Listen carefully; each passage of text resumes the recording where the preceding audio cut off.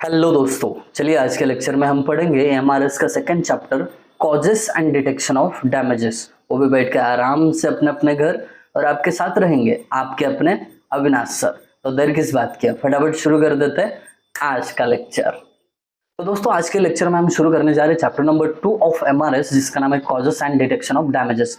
इसको पूरी तरीके से एकदम डीप में आपको समझेगा, इस तरीके से हम पढ़ने वाले हैं और नोट्स इसके बिल्कुल आसान तरीके से बनाए गए हैं, तो आपको पढ़ने में कोई दिक्कत नहीं होगी, इसकी गारंटी मैं आपको दे रहा हूँ। बस आप एक चीज की गारंटी लेना, आपको वीडियो समझ में आ रहे हैं तो चैनल को सब्सक्राइब कर देना और अपने सारे दोस्तों के साथ जरूर शेयर करना। चलिए अब इसका इंट्रोडक्शन देखते हैं।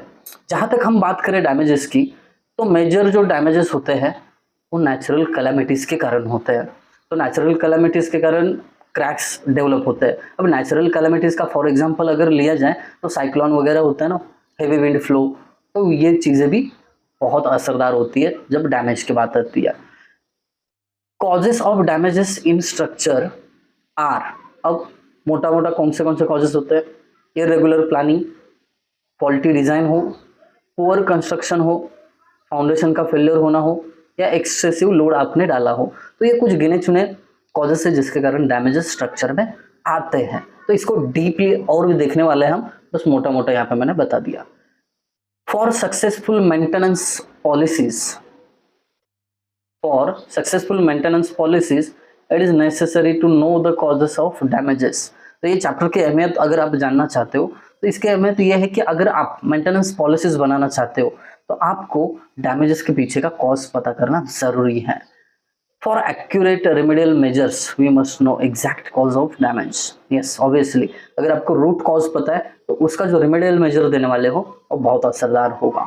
ठीक है, ये हुआ इंट्रोडक्शन। अब लेके चलते हैं पहला पॉइंट जिसमें हमें कॉजेस ऑफ डैमेजेस देखना है। तो इसको थोड़ा ध्यान से देखिए क्योंकि ये एग्जाम में बहुत बार पूछा गया है। Analyse the causes of damages and explain it. तो देखिए पहला जो डैमेज का कॉज है वो है डिस्ट्रेस इन स्ट्रक्चर। मतलब डिस्ट्रेस मतलब क्या? डैमेज ऑफ स्ट्रक्चर या मटेरियल का डिटोरेशन होना, मतलब खराब होना। अब इसमें पहला पॉइंट आता है distress causes due to wear and tear. जैसे जैसे आप स्ट्रक्चर का यूज करते जाओगे उसके कारण डिस्ट्रेस है ना, डैमेजेस और मटेरियल की खराबी होना शुरू हो जाता है। ठीक है, इट में अराइज ड्यू टू, डिस्ट्रेस क्यों क्यों आ सकता है? Poor workmanship, lack of maintenance, atmospheric effects, accidents, natural calamities, chemical reaction। तो किसी भी स्ट्रक्चर के एलिमेंट में अगर कोई डिस्ट्रेस दिखा, डिस्ट्रेस मतलब कोई डैमेज दिखा, कोई डिफेक्ट दिखा, तो उसके पीछे रीजन क्या क्या होते हैं ये मैंने यहाँ पे लिस्ट आउट किया है।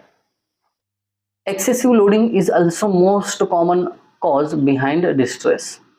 आपने जो स्ट्रक्चर डिजाइन किया है वो 100 किलो न्यूटन के लिए किया था, बट आप उस पर 150 किलो न्यूटन लोड अप्लाई कर रहे हो, एक्सेसिव लोड दे रहे हो, तो ऑब्वियसली क्या होगा?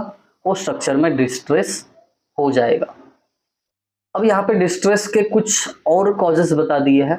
एक करोजन के कारण डिस्ट्रेस हो सकता है, एनवायरमेंटल इफेक्ट्स होते हैं, पोर क्वालिटी ऑफ मटेरियल हो गया, पोर सुपरविजन हो गया, design and construction flaws. Actually यहाँ पे FLAWS होना चाहिए, फ्लॉज हो गया यहाँ पे FLAWS। ठीक है, फ्लॉस, ये करेक्ट कर लेना। डन। अब इसके बाद ये तो हुआ पहला कॉज कि डिस्ट्रेस इन स्ट्रक्चर। अब दूसरा कॉज क्या है जिसके कारण स्ट्रक्चर में डैमेज हो सकता है? देखिए अर्थक्वेक। अब अर्थक्वेक मतलब सब जानते हैं, जहां पे ग्राउंड का शेकिंग होता है, हॉरिजॉन्टल फोर्सेस अप्लाई होते हैं। तो ground shaking is the primary cause of earthquake to damage structure. Base of structure is shaking, but the structure has a tendency of remaining its original position। जब earthquake होता है तो जो structure का base है वो हॉरिजॉन्टली मूव होने की कोशिश करेगा, हॉरिजॉन्टली मूव होगा, बट उसके ऊपर जो पूरा स्ट्रक्चर है वो क्या होगा? एज इट इज अपनी कंडीशन में रहेगा। मतलब मानो कि ये आपके पास ऐसा बिल्डिंग है, ये पहला स्टोरी, ये दूसरा स्टोरी, और इसके नीचे इसका बेस है। ठीक है, ये फाउंडेशन तो पूरा हॉरिजॉन्टली मूव होने की कोशिश करेगा, बट ये ऊपर का जो स्ट्रक्चर है अपने ओरिजिनल पोजीशन में रहना चाहेगा। इसके लिए ये फाउंडेशन और इसका जो बेस कनेक्टेड है, इसके अंदर क्रैक्स डेवलप हो गए, और मैग्नीट्यूड अगर ज्यादा रही तो फिर ये क्या होगा? फेल भी हो सकता है आपका स्ट्रक्चर। आई बात समझ में? डन। अब shaking of ground having greater magnitude than the possibility of devastation, वही जो मैंने अभी बात की कि आपका पूरा स्ट्रक्चर भी फेल हो सकता है। आई बात समझ में? देखिए, कंटाला बिल्कुल नहीं करने का। यहाँ पे जितना भी पॉइंट है ये मैंने आपकी लैंग्वेज में आपको समझे ऐसा शॉर्ट करके पॉइंट्स बना दिए, और उससे आगे बढ़ के ये कॉन्सेप्ट क्लियर होना बहुत जरूरी है। अगर आप कह रहे हो कि स्ट्रक्चर डैमेज हो सकता है अर्थक्वेक के कारण, तो अर्थक्वेक में ऐसी कौन सी चीज है जिसके कारण स्ट्रक्चर डैमेज हो सकता है, तो ये चीज आपको समझना है। जैसे कि ग्राउंड का शेकिंग, मतलब कैसे ग्राउंड हॉरिजॉन्टली क्या होता है, मूवमेंट करता है। तो ग्राउंड में जो अपना फाउंडेशन है वो ग्राउंड में ना, तो मिट्टी के साथ वो ग्राउंड के साथ हॉरिजॉन्टली क्या होगा, आपका बेस फाउंडेशन वो भी मूव करने लगेगा। बट ग्राउंड के ऊपर जो आपका स्ट्रक्चर है वो एज इट इज अपनी पोजीशन में रहना चाहिएगा, बट बेस मूव हो रहा है। तो ये दोनों का अपोजिट जो टेंडेंसी है, इसके कारण जहां पे अपर स्ट्रक्चर और बेस कनेक्टेड है वहां पे ना क्रैक्स डेवलप होते हैं, और मैग्नीट्यूड अगर ज्यादा हुई तो डिवास्टेशन यानी स्ट्रक्चर फेल भी हो सकता है। आई बात समझ में? डन। अब तीसरा जो कॉज है इसका डैमेज का, ये देखते हैं। विंड, हवा कैसे कॉज हो सकती है डैमेज के लिए? Wind exerts the direct pressure on surface of structural components. जैसे कि आपकी बिल्डिंग है, वॉल एक आपकी बिल्डिंग का कंपोनेंट है, तो हवा तेज बह रही है तो क्या करेगी, डायरेक्टली वॉल पे प्रेशर एक्सर्ट करेगी। तो उसके कारण क्या होता है, देखो, it creates the pressure imbalance and lift और peel off components like roof, Windows.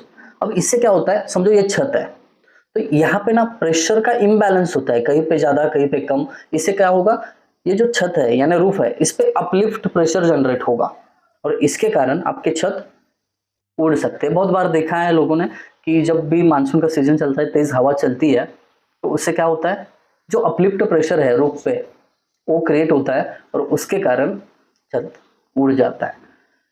Wind can carry loose objects like branches, debris.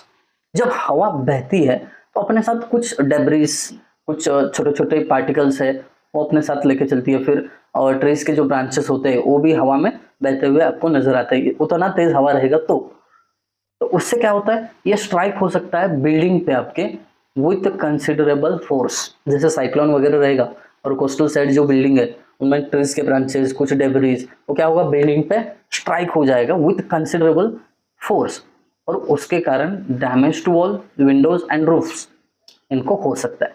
Windows, roofs और वॉल्स इन पे डैमेज हो सकता है। Direct high pressure of wind on wall could be resulting in buckle of wall. Obviously अगर ज्यादा pressure wall पे आ गया हवा का, तो जो वॉल है वो बकल हो सकती है। आई बात समझ में? मतलब टूट सकती है वॉल। कॉलम का बकलिंग देखा होगा आपने, चाहिए तो मैं यहाँ पे दोबारा दिखाता हूँ। ये कॉलम है आपका ओरिजिनल, तो इसका इस तरीके से ऐसा बीच में से ही मुड़ जाना, इसको बकलिंग बोलते हैं। ठीक है, इसको एरेज कर देता हूँ। हाँ, डन। तो ये कुछ चीजें हैं विंड की जो डैमेज कर सकती है स्ट्रक्चर को। और एक चीज, जहाँ पे टॉल बिल्डिंग्स रहते हैं, can sway significantly if subjected to strong wind. जो टॉल बिल्डिंग्स होते हैं उनके ऊपर अगर हवा का दबाव आ जाए तो वो ना झूल सकती है, जिसको हम स्वे बोलते हैं। और ये झूलने से क्या होगा, स्ट्रक्चरल इंस्टेबिलिटी होगी और स्ट्रक्चरल कंपोनेंट डैमेज हो सकते हैं। तो ये तीसरा कॉज हमने बहुत डिटेल में देखा डैमेज का। ठीक है, यहाँ तक आई होप आप सब समझ गए होंगे। मैं लेके चलता हूँ अगले कॉज पे। ये देखिए, चौथा जो कॉज है ऑफ डैमेज ये है फ्लड। जब भी कोई फ्लड आता है उसका अफेक्ट जो है स्ट्रक्चर पे सिग्निफिकेंटली होता है। कैसे? फाउंडेशन को डैमेज करके, वॉल, फ्लोर्स और रूफ्स को डैमेज करके। अब फाउंडेशन को भला कैसे डैमेज कर सकता है, आगे के पॉइंट्स में मैंने कवर किया, उसको चलिए देखते हैं। Moving water can wash away soil. जो बेस होता है, समझो ये बेस है, अब इसके सराउंडिंग में क्या होती है, सॉइल वगैरह लगाई होती है। तो जब भी वाटर वहां से तेजी से बह रहा होता है तो अपने साथ क्या करता है, वॉश आउट द सॉइल, मतलब सॉइल को अपने साथ क्या कर लेता है, ले जाता है। इसके कारण क्या होगा, जो भी आपका बेस है एक्सपोज हो जाएगा, जो सपोर्ट था बेस को वो निकल जाएगा, which results in foundation sink. जो फाउंडेशन है धस सकता है, फाउंडेशन के नीचे का भी सॉइल अगर निकल गया तो फाउंडेशन नीचे बैठ सकता है, जिसको हम सिंक बोलते हैं। Roof cracks can occur due to flooding. Flooding के कारण रूफ जो होता है ना उसमें क्रैक्स आ सकती है, क्योंकि पूरा फाउंडेशन आपका डिस्टेबलाइज किया है ना, इसके कारण। ये ध्यान से सुनिए, आप आगे जाके ना सिविल इंजीनियर बनोगे और किसी भी स्ट्रक्चर का ऑडिट करने जाओगे ना, तो वहाँ पे आपको पता चलना चाहिए कि बेस में जो भी सॉइल था वो निकल गया है, उसके कारण ऊपर कितने क्रैक आए या बेस कैसा डिवास्ट हुआ है, ये सब चीज़ आपको करनी आनी चाहिए। Floors can be buckle due to flood. Obviously अगर आपका इम्बैलेंस हुआ स्ट्रक्चर का तो फ्लोर्स जो है ऊपर ये बकल हो सकते हैं। Septic and well water systems can be damaged, है ना। सेप्टिक टैंक्स है, वेल वाटर है, ये सब कुछ आपका जो वाटर सप्लाई का सिस्टम है ये डैमेज हो सकता है, क्योंकि बहुत सारी मिट्टी आपके वेल में डिपॉजिट हो सकती है, उससे पीने का पानी अफेक्टेड हो सकता है। ठीक है, डन।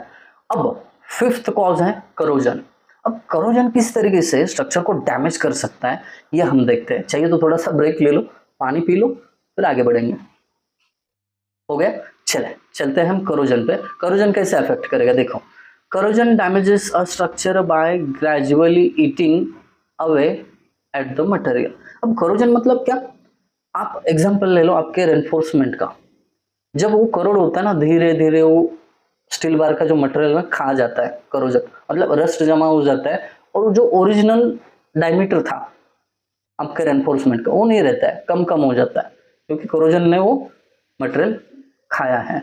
दूसरी चीज, due to corrosion cross sectional area reduce. Obviously अगर वो करोजन हो गया तो इसका जो क्रॉस सेक्शनल एरिया है कम ही होगा, और उसके चलते स्ट्रेंथ भी रिड्यूस हो जाएगी।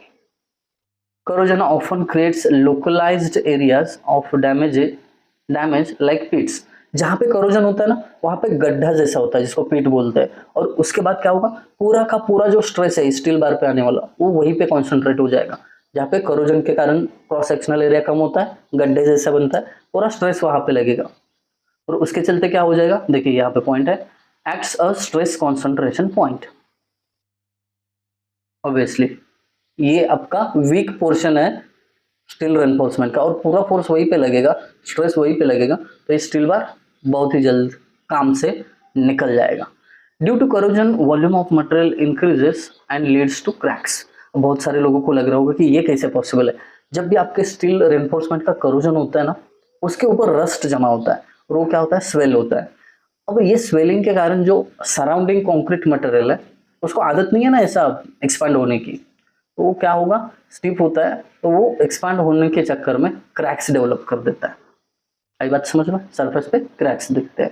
सो that's it about the corrosion. तो ये 5 रीजंस हमने देखे हैं डैमेजेस के पीछे। अब ये और 3 है, बहुत शॉर्टली फटाफट खत्म करने वाले हैं इसको। मुझे पता है थोड़ा लेक्चर लेंदी हो रहा है, बट बने रहो एकदम शॉर्ट में, ईजी है, शॉर्ट में फिनिश करते हैं। Extreme heat causes the expansion of material and leads to stress and cracking. जब भी किसी मटेरियल को हीट किया जाता है वो एक्सपांड करने की क्षमता रखता है, और जैसे एक्सपांड होगा, जैसे कि स्टील बार, उसको आपने हीट किया तो एक्सपांड होगा, एक्सपांड होने के कारण कंक्रीट जो है वो क्रैक चला जाएगा, उसमें स्ट्रेस बढ़ेगा। In concrete structure high temperature can cause to spalling of surface layer.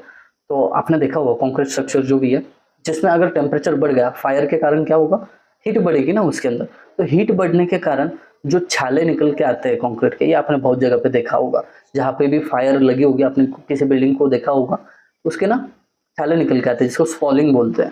ठीक है, due to temperature different materials expand at different rates. मतलब एक्सपांशन रेट अलग अलग हो सकता है। अगर आप कंक्रीट को हीट कर रहे हो और स्टील को हीट कर रहे हो, दोनों को एक्सपांड करने का रेट अलग है। स्टील तुरंत क्या हो रहा है, एक्सपांड हो रहा है, तो इसके कारण कंक्रीट पे क्या हो रहा है, क्रैक्स जा रहा है। आई बात समझ में, दोनों एक साथ ही एक्सपांड होते हैं, कॉन्ट्रैक्ट होते हैं तो कोई बात नहीं थी, बट दोनों का एक्सपांशन का रेट अलग है, इसके कारण फेल्योर होता है। Some material undergoes the chemical reaction when expose to high heat. अब कुछ ऐसे भी मटेरियल्स होते हैं जिनको अगर आप हाई हीट पे रखोगे तो उसके कुछ केमिकल रिएक्शन हो जाती है। तो हमारा जो सीमेंट वगैरह है इसमें बहुत सारे कंपोनेंट्स होते हैं, सिलिकेट, कार्बाइड्स वगैरह जो भी होते हैं, तो उससे क्या होगा, उनका केमिकल रिएक्शन होगा और जिसके चलते स्ट्रक्चर फेल हो सकता है। अब 7th रीजन है डिलैपिडेशन। डिलैपिडेशन में क्या है ये पहले समझो, डिलैपिडेशन का मतलब क्या है ये समझो। It refers to the continuous decay and the damage to maintenance negligence. अब डिलैपिडेशन का मतलब होता है कंटिन्यूस डिके एंड डैमेज, किसके कारण? मेंटेनेंस वर्क के निग्लिजेंस के कारण। Progressive deterioration of material due to neglect, wear and tear और फिजिकल डैमेज। तो ये डिलैपिडेशन क्यों होता है? तो पहली चीज प्रोग्रेसिव डिटोरेशन जो है मटेरियल का, ये इसलिए होता है कि आपने उनका मेंटेनेंस निग्लेक्ट किया हो। दूसरी चीज वियर एंड टियर हुआ होगा। और तीसरी चीज फिजिकल डैमेज, बाहर का कोई फोर्स इम्पैक्ट हुआ होगा, इसके चलते ये डिलैपिडेशन होता है। और वो अल्टीमेटली क्या है? Cause of damage, that's it. Termite. अब ये टर्माइट जो है एक इंसेक्ट है जो स्मॉल पेल सॉफ्ट बॉडी के इंसेक्ट कहे जाते हैं। जनरली ये कहाँ पे पाया जाता है? वुड पे, ऐसे वुड पे जहाँ पे थोड़ा सा डैम्पनेस हो, मॉइस्चर हो, तो ये टर्माइट। टर्माइट का टोटली काम है वुड को खराब करना। So that's it, this are the 8 different causes which are the reasons behind damage. किसी भी स्ट्रक्चर को डैमेज करने के लिए ये 8 जो है कॉज हमने अच्छे तरीके से देखे। अगर आपको ये वीडियो समझ में आया हो तो जरूर लाइक कर देना और कमेंट भी कर देना। Thank you guys for watching video. Thank you so much.